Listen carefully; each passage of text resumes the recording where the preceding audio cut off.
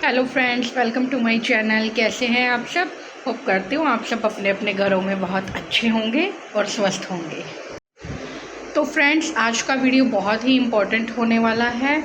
तो वीडियो शुरू करने से पहले सबसे एक रिक्वेस्ट है कि मेरी जो भी वीडियोस हैं, जो भी वीडियोस मैं बना रही हूँ, उन सब पे व्यूज़ तो काफ़ी अच्छे आ रहे हैं, लेकिन सब्सक्राइबर बिल्कुल बढ़ ही नहीं रहे हैं। तो फ्रेंड्स, जो लोग भी मेरी वीडियो देख के जा रहे हैं, वो देख के जाने से पहले प्लीज़ सब्सक्राइब करो चैनल को, क्योंकि हम इसी उम्मीद में वीडियो बनाते हैं कि सामने वाला बंदा देखने के बाद वीडियो सब्सक्राइब भी करेगा चैनल को। तो फ्रेंड्स, अब आते हैं वीडियो पे, टॉपिक पे। तो आज का टॉपिक होने वाला है डिलीवरी के बाद जो मदर्स ब्रेस्ट फीड कराती हैं बेबी को, उन मदर्स को क्या क्या खाना चाहिए या क्या क्या नहीं खाना चाहिए, या जो मदर्स बेबी को ब्रेस्ट फीड करा रही हैं उन मदर्स को क्या और कितनी क्वांटिटी में खाना चाहिए। तो आज इसी टॉपिक को हम कवर करेंगे। होप करती हूँ आपको वीडियो अच्छी लगेगी और वीडियो को लास्ट तक ज़रूर देखना। माँ का जो आहार है बच्चे के जन्म के बाद वो बहुत इम्पॉर्टेंट होता है, क्योंकि माँ के दूध से बच्चे का पोषण होता है। तो माँ के दूध में सही मात्रा में सारे तत्व होने चाहिए ताकि बच्चे की ग्रोथ और डेवलपमेंट सही तरीके से हो सके। साथ ही साथ दूध को सही मात्रा में बनाने के लिए माँ को सही मात्रा में सारे पोषक तत्वों की ज़रूरत होती है। इसके अलावा भी डिलीवरी के वक्त जब सिजेरियन सेक्शन होता है या नॉर्मल डिलीवरी में भी मदर्स की बहुत ज़्यादा ब्लीडिंग हो जाती है, तो उसमें भी माँ के स्वास्थ्य के ऊपर काफ़ी असर पड़ता है। तो उससे रिकवर करने के लिए भी एक अच्छी डाइट का होना बहुत ज़रूरी है।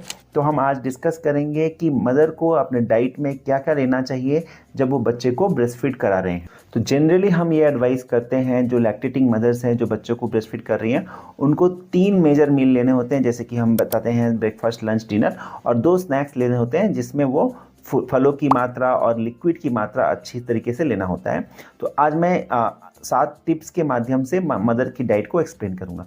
तो जो नंबर 1 टिप ये होता है मेरा कि मदर्स को जो मैं बताता हूँ कि आपको सही मात्रा में लिक्विड्स यानी कि तरल पदार्थ लेने हैं, और उसमें कम से कम 8 से 10 ग्लास पानी पीना है।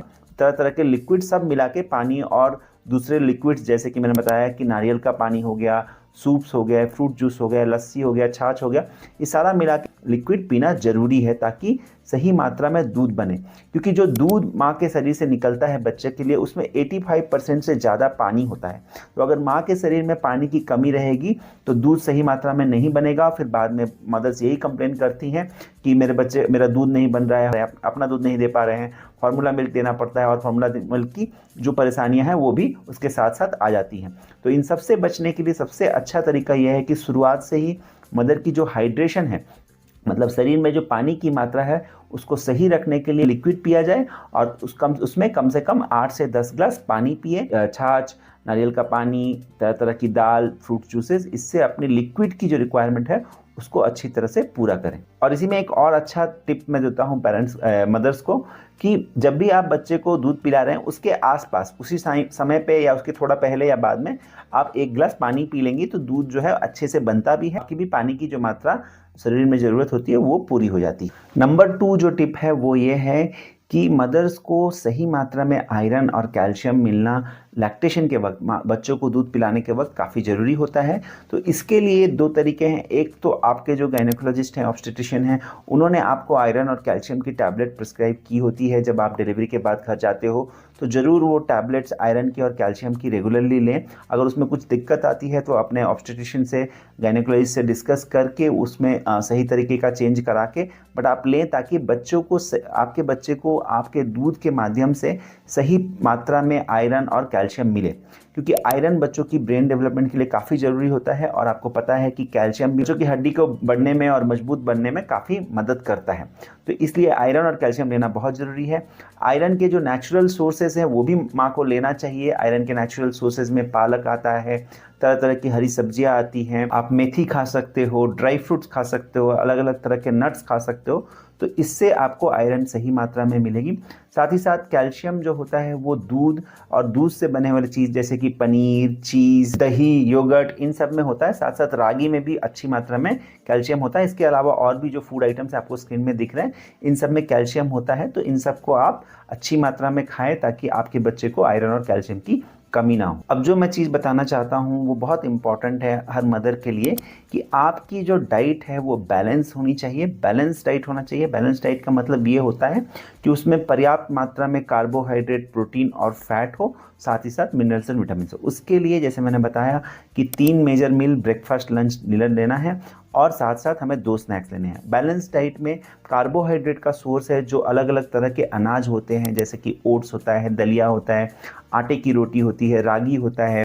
इन सारे सीरियल्स को हम अलग अलग तरह से ले सकते हैं, जैसे चावल की खिचड़ी हो गई या चावल दलिया, या फिर ओट्स की खिचड़ी हो गई, पोहा, उपमा, इडली, सूजी का हलवा, रागी, ये सब चीज़ें हम अलग अलग तरीके से खा सकते हैं ताकि सही मात्रा में हमें कार्बोहाइड्रेट्स मिले, क्योंकि कार्बोहाइड्रेट्स एनर्जी के लिए बहुत ज़रूरी होती है।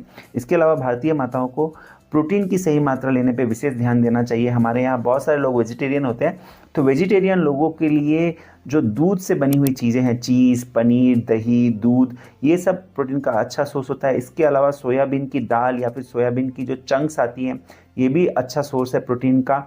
इसके अलावा तरह तरह के ड्राई फ्रूट्स एंड नट्स में भी अच्छा प्रोटीन होता है। तो ये सब चीज़ें आपको प्रोटीन के लिए लेना है।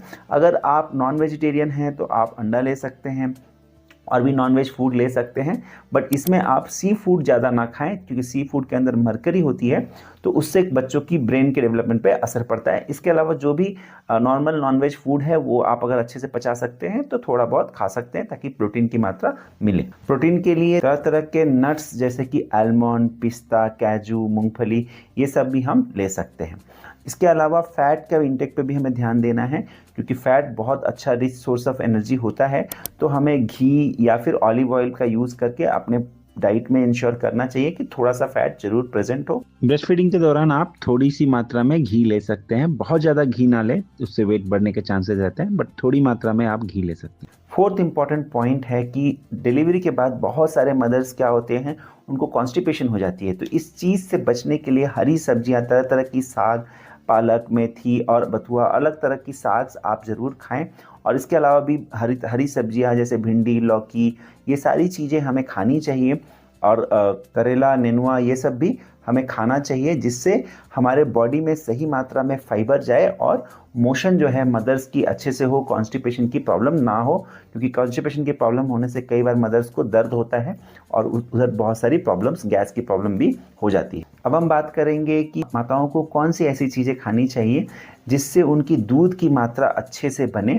तो इसमें जो है बहुत सारी चीज़ें ट्रेडिशनली हम यूज़ करते रहते हैं और उससे काफ़ी ज़्यादा फ़ायदा भी देखा जाता है। तो इसमें है कि आप जो मेथी है, जिसको फेनुग्रीक बोलते हैं, उसका पानी आप उसको बॉईल करके या फिर उसको पानी में भिगो के उसका पानी पी सकते हैं, उसको सब्जी में डाल के खा सकते हैं, या फिर सौंफ को ले सकते हैं, सौंफ को चबा सकते हैं, या फिर सौंफ को खाने में डाल के उसको यूज़ कर सकते हैं, या फिर सौंफ का पानी पी सकते हैं। तो इससे क्या होता है, जो हार्मोन्स से मिल्क बनता है उन हार्मोन्स की सेक्रेशंस बढ़ती है और मिल्क की सप्लाई बढ़ती है।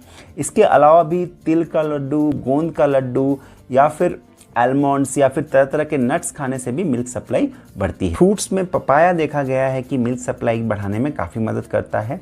सीरियल्स में जौ, जिसको हम बार्ली बोलते हैं, ओट्स और दलिया, ये सब चीज़ें भी मिल्क प्रोडक्शन बढ़ाने में मदद करती हैं। इन सब के अलावा भी कुछ ऐसे पाउडर्स आते हैं जो मदर्स को दूध की मात्रा बढ़ाने में मदद करते हैं, जैसे कि लैक्टोनिक या फिर गैलेट ग्रैन्यूल्स। तो ये ग्रैन्यूल्स अक्सर देखा गया है कि डॉक्टर प्रिस्क्राइब करते हैं, और 2 चम्मच सुबह शाम आप दूध या पानी में मिला के ले सकते हैं। बट लेने से पहले ज़रूर अपने डॉक्टर से आप इसकी डोज और इसकी ज़रूरत को कंफर्म कर लें कि लेना ज़रूरी है कि नहीं, या ले सकते हैं कि नहीं, तभी आप लें। और इसके अलावा भी कुछ और दवाइयाँ भी होती हैं जो आपके डॉक्टर आपको लिख सकते हैं, जिससे कि दूध की मात्रा बढ़ जाती है। अब हम बात करेंगे कि कौन सी चीज़ें अवॉइड करनी चाहिए। देखिए, कोई भी ज़्यादा स्पाइसी फूड ना खाएं, क्योंकि स्पाइसी फूड खाने से पॉटी के रास्ते में जलन होती है, और इसके अलावा भी ज़्यादा स्पाइसी या ऑयली फूड खाने से गैस बनता है और पेट फूलने की प्रॉब्लम हो जाती है। या ऑलरेडी मदर्स को वहाँ पर नीचे की तरफ जहाँ डिलीवरी के एरिया में छीला रहता है तो दर्द ज़्यादा होता है। तो इसलिए स्पाइसी फूड को अवॉइड करें। कैफिनेटेड ड्रिंक्स को अवॉइड करें, जैसे कि टी, कॉफ़ी और सोडा, ये सब चीज़ें ना लें। बहुत सारे मदर्स की ये क्वेश्चन रहती है कि चाय या कॉफ़ी हम ले सकते हैं कि नहीं। देखिए, जो American college of obstetrician and gynaecologist है, उनकी जो रिकमेंडेशन है, उनका ये कहना है कि सारे दिन में जो माँ दूध पिला रही है बच्चों को, वो 200 मिलीग्राम तक कैफीन ले सकते हैं। तो इसका मतलब होता है कि 1 कप चाय लिया जा सकता है, बट इसमें यह है कि मैं जो पर्सनली रिकमेंड करता हूं कि अगर आपको बहुत ज़्यादा क्रेविंग नहीं होती है चाय कॉफ़ी की तो आप ना लें। इसका कारण ये होता है कि कई बार जो मदर्स कैफीन वाले प्रोडक्ट्स जब लेती हैं, जैसे कि चाय, कॉफ़ी या सोडा, तो उससे बच्चों को गैस की दिक्कत होती है और इसके ऊपर मैंने एक डिटेल वीडियो बनाया है जिसका लिंक आपको डिस्क्रिप्शन में मिल जाएगा। तो ये एक प्रॉब्लम हो जाती है कई बार। तो जहाँ तक हो सके आप अगर नहीं पी के रह सकते हैं तो चाय कॉफ़ी ना पिएं, बट अगर पीना चाहते हैं तो 1 कप चाय कॉफ़ी रिकमेंडेशन के अंदर है जो पिया जा सकता है। एक और चीज़ बताना ज़रूरी है कि किसी भी तरीके से अल्कोहल का सेवन ना करना बेहतर है। इसी तरह से स्मोकिंग करना भी अच्छा नहीं होता है बच्चे की हेल्थ के लिए। तो ज़्यादातर भारत में माताएं को स्मोकिंग या फिर अल्कोहल कंजम्पशन नहीं करती हैं, फिर भी ये मेंशन करना ज़रूरी है कि अल्कोहल सेवन करने से या फिर स्मोक करने से बच्चों को प्रॉब्लम होती है। यहाँ तक ये भी ध्यान रखें कि अगर मदर खुद स्मोक नहीं कर रही है बट रूम में अगर कोई स्मोक कर रहा है तो उनको भी मना करें कि जहाँ बच्चा है, जहाँ माँ है, वहाँ स्मोकिंग ना करें, क्योंकि उससे भी नुकसान होता है, जिसको हम पैसिव स्मोकिंग बोलते हैं। कि कोई दूसरा अगर रूम के अंदर स्मोक कर रहा है तो वो भी अगर मदर इनहेल करती है तो उससे भी माँ के हेल्थ पे और बच्चे के हेल्थ पे बुरा असर पड़ता है। जैसे कि मैंने पहले भी बताया कि सी फूड का सेवन ना करें, क्योंकि सी फूड में कई बार मर्क्यूरी की क्वांटिटी ज़्यादा होती है जो बच्चों के ब्रेन के ऊपर बुरा असर डाल सकती है। इसके अलावा आपको कोई फूड या मेडिसिन से एलर्जी है तो डेफिनेटली उसको अवॉइड करें। अगर आपको डिलीवरी के बाद, लैक्टेशन के वक्त अगर कोई दवाई लेनी पड़ती है या फिर एंटीबायोटिक लेनी पड़ती है तो ज़रूर अपने गायनेकोलॉजिस्ट से चेक करके, कंफर्म करके ही लें। ओवर द काउंटर जाके दवाई की दुकान से खुद से लेकर कोई भी दवाई ना खाएं, क्योंकि बहुत सारी दवाइयाँ जो हैं वो मदर के दूध में सीक्रेट हो सकती हैं और उससे बच्चे के ऊपर असर पड़ सकता है। और एक चीज़ मैं वीडियो में आगे बढ़ने से पहले बताना चाहता हूँ कि जब बच्चे का जन्म होता है और बच्चा घर पे आता है तो घर के सारे लोग बच्चे के ऊपर ध्यान देने लगते हैं, बच्चे की केयर करने लगते हैं, बट बच्चे की केयर के साथ माँ का केयर करना भी बहुत ज़रूरी है। अक्सर माँ खुद और जो घर के दूसरे लोग भी हैं वो माँ का ख्याल नहीं रखते हैं, उनके जो तकलीफ़ है, उनकी जो रिक्वायरमेंट पर उतना ध्यान नहीं देते, सारे लोग सिर्फ बच्चे के ऊपर ध्यान देते हैं।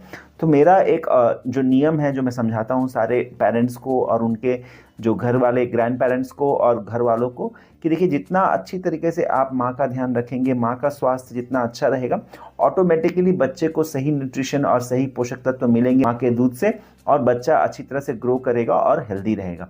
तो इसलिए माँ के स्वास्थ्य का भी ध्यान रखना बहुत ज़रूरी होता है। तो मैं आशा करता हूँ कि इस वीडियो से माँ को अपने लैक्टेशन के वक्त कैसी डाइट लेनी चाहिए इसके बारे में आपको रफ आइडिया मिल गया होगा। डाइट चार्ट के बारे में मैं एक नेक्स्ट वीडियो बनाऊंगा कि एक दिन में एक मदर का एक सैम्पल डाइट चार्ट कैसा दिखता है, कि एक दिन में माँ को क्या क्या खाना चाहिए, वो एक रफ आइडिया देने के लिए मैं बनाऊंगा। और मैंने एक गाइडेंस बनाया था कि अगर बच्चे को कोलिक की पेन ज़्यादा होती है तो मदर के डाइट में क्या चेंजेस करने से कोलिक पेन कम हो सकता है, तो उसका लिंक आपको डिस्क्रिप्शन में मिल जाएगा और थंबनेल आपको दिख रहा होगा।